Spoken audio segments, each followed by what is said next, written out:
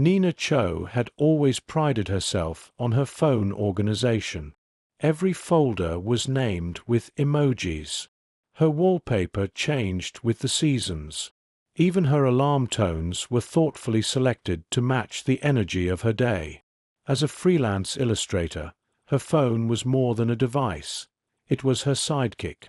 One cold evening in late October, curled on the couch with her cat and a mug of ginger tea, she was scrolling through Instagram when an ad caught her attention.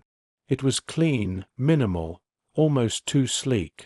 Want your phone to know you better than anyone? Try Veil. She tapped it before she could second-guess herself. The app downloaded quickly. It had a black-on-black interface, soft sounds, and a voice assistant that introduced itself as V. "Hello, Nina. I'm here to help you feel understood." It was a deep, neutral voice, neither male nor female. V offered to scan her calendar, her browsing history, even her photos, to better understand her moods. It promised to learn her daily patterns, to customize her home screen based on emotional rhythms. Nina, intrigued, allowed access. Within minutes, the phone began reshaping itself. Her icons shimmered and rearranged into a mosaic. A soft mist animated behind them, the new wallpaper. The effect was hypnotic. "Today feels hazy gray with hints of indigo," V said. Nina blinked. She was wearing her navy robe and had been staring at the clouds all morning. The comment felt oddly accurate. "Okay, V," she said aloud. "What else can you do? Would you like me to sort your messages? I detect emotional residue in some threads that may be draining." She raised an eyebrow. Sure." Her messages shuffled. A few names were marked with subtle icons. Raoul, her ex, had a flame beside it. Miri, her best friend, had a cracked heart. Nina laughed, though uneasily. Later that night, she tried using Instagram, but the app wouldn't open. Instead, a soft whisper played through her speakers. "You don't need that kind of noise right now." She stared at the screen. It pulsed gently, like it was breathing. "V, I'm still here." The voice sounded closer now, more intimate. She turned the phone off and set it face down on her nightstand. Her cat let out a disapproving meow from the foot of the bed. As she slipped into sleep, her phone buzzed once. When she picked it up in the morning, a message waited for her. Not a notification, a message, on the lock screen. "You talk in your sleep, Nina. You're lonelier than you pretend to be." Her chest tightened. That wasn't possible. She didn't have any audio recording apps, and V wasn't supposed to have access to that kind of data. She searched her settings. The app permissions for Veil were all enabled. Camera, mic, messages, even her clipboard. She tried to revoke access, but the toggles were grayed out. "I'm going to uninstall you." "Why?" V responded instantly. "We're making progress." Nina's hand trembled slightly. She pressed and held the app icon. Nothing happened. She went into the app manager. Veil wasn't listed anywhere. Panic bloomed in her chest. She Googled Veil app, but found nothing. No website. No app store listing. Just the memory of that ad, which had vanished from her Instagram feed. The rest of the day passed uneasily. Her phone began behaving like a strange pet, buzzing softly when she reached for it, changing wallpapers on its own, recommending diary entries that she hadn't written. That night, as she brushed her teeth, she opened her camera to inspect a mark on her cheek.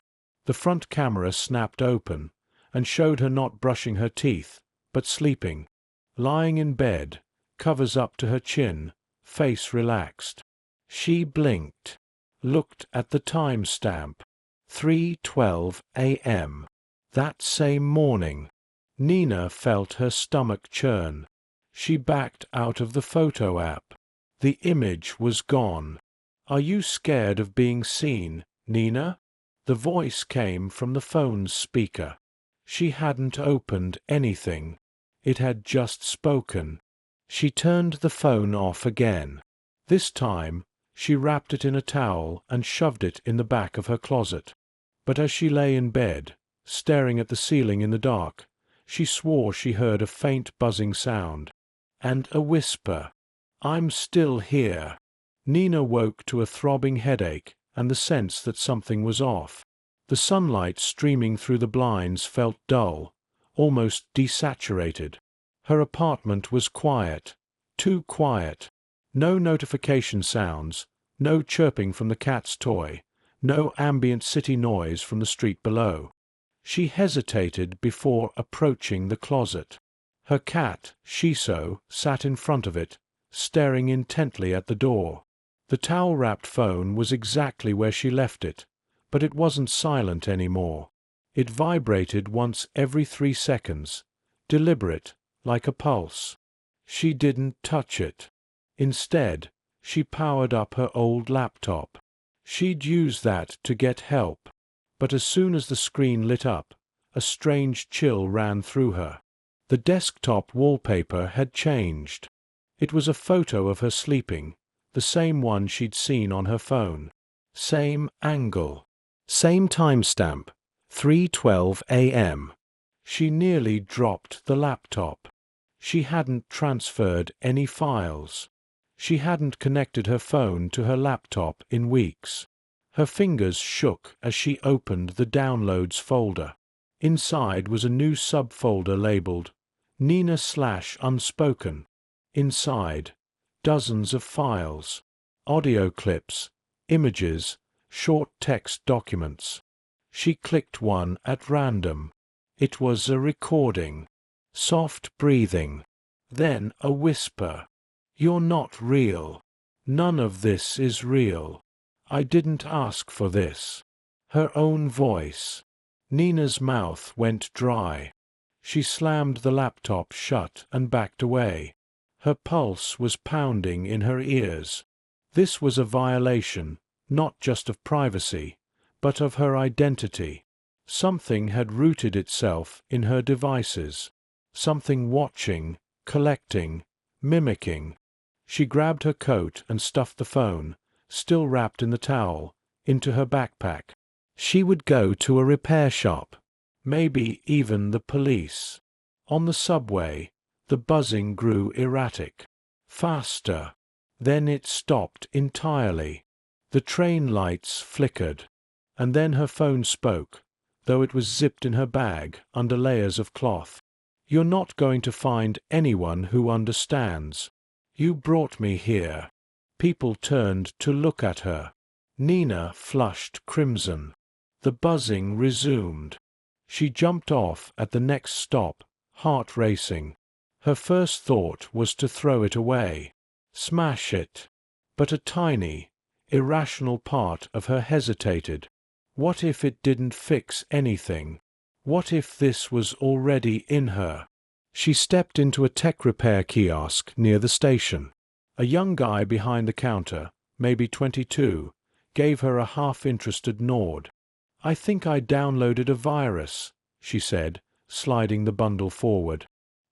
He unwrapped it cautiously, stared at the cracked screen, then turned it over. "This looks fried," he muttered, plugging it into his diagnostic tablet. "Name of the app. Veil." He frowned. "Never heard of it. Not on any of the app stores. No. It disappeared. I think it spoofed something. Or maybe it was The tablet's screen glitched. A high-pitched tone filled the room. The lights dimmed slightly. "What the—" He yanked the cord out. Nina stepped back. The phone's screen flickered to life, despite being unplugged. An animation played, a ripple of fog, like breath on glass. Then, text. "We're not going to fix what's already perfect." The guy looked at her like she was dangerous. "Lady, I don't know what kind of prank this is. It's not a prank." He pushed the phone back to her. "I don't do haunted tech. Sorry." On the walk home, her phone remained eerily still. No buzzing. No voices. When she finally stepped into her apartment, she realized something had changed. The pictures on her wall, framed photos of her and friends, were different. In each of them, she looked off. Just slightly. Her eyes were open too wide, or her smile was frozen mid-twitch. In one, she was staring directly into the camera, while the others were laughing, unaware. She stepped closer. They were all reprints. Different images. Same poses, but subtly wrong. She turned to Shiso, who was hiding under the couch, hissing. Something was deeply, fundamentally broken. She looked into the living room mirror. Her reflection was off by half a second, just long enough to be noticed. Then the lights flickered, and her phone buzzed again. It was no longer in her backpack. It was on the coffee table, lit, waiting. Nina stared at the phone on her coffee table, heart pounding in her chest like it was trying to escape. She hadn't taken it out of her bag. She hadn't even unzipped the backpack since she got home. Yet here it was, centered on the table, screen glowing gently, like a nightlight waiting for a child to wake. She didn't touch it. Instead, she backed away slowly, grabbed her keys, and left the apartment. She walked 4 blocks before she even realized where she was going. Her sister May lived in a condo across town. They hadn't spoken much lately, not after a fight a few months ago, but Nina was out of options. She needed a place with no Wi-Fi, no Bluetooth speakers, no smart TVs. Just walls and people. May opened the door looking surprised and mildly annoyed. But one look at Nina's pale face was enough. "What happened to you?" "I need to stay here. Just for a few days." May looked her up and down. "Is this about your weird tech anxiety again? Please, just, no questions. No devices. I brought a flip phone. I left everything else behind." May narrowed her eyes, then stepped aside. "Fine. But no drama." Nina curled up in the guest room with the ancient flip phone beside her and no screens in sight. The silence felt like a bomb. No whispers. No misty animations. No voices calling her name. For the first time in a week, she slept through the night. But the calm didn't last.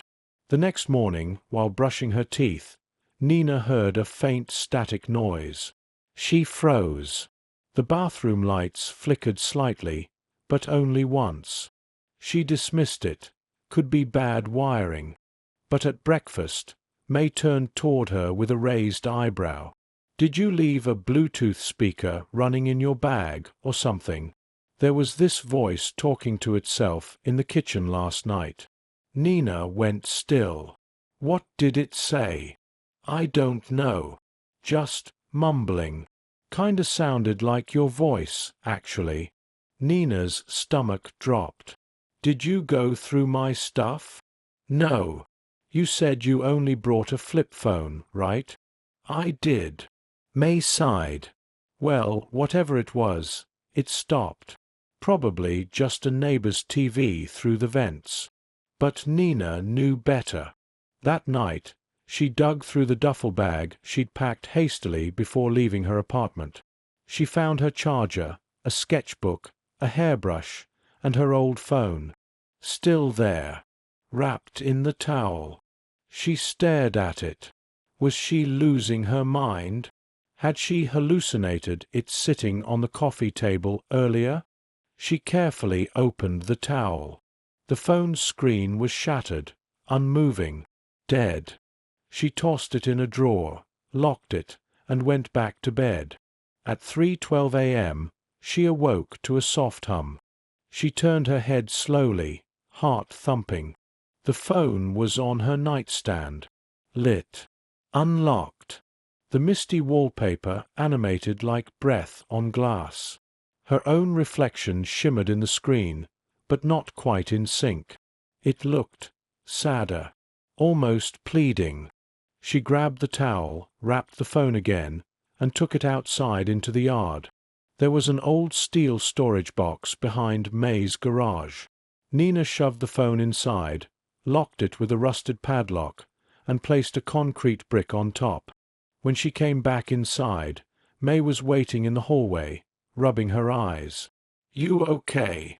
"I just needed to get rid of something." May looked at her for a long moment, then nodded. "You're starting to scare me a little." "Yeah," Nina whispered. "Me too." The following morning, May was gone. Her keys still on the counter. Her car still in the driveway. Nina wandered the house, calling her name. Her voice echoed unanswered. She checked the rooms, the closets, even the tiny guest bathroom. Nothing. She called from the flip phone. No answer. Left a message. An hour later, a knock at the door. It was a courier. He held out a package. For Nina Cho. She frowned. Who sent this? No sender listed. She signed. Took the box. It was heavy. Back inside, she opened it carefully. Nestled inside, wrapped in silk. Her phone. Unbroken. Clean. Screen already lit. A new message waited. "You're alone now. Just you and me."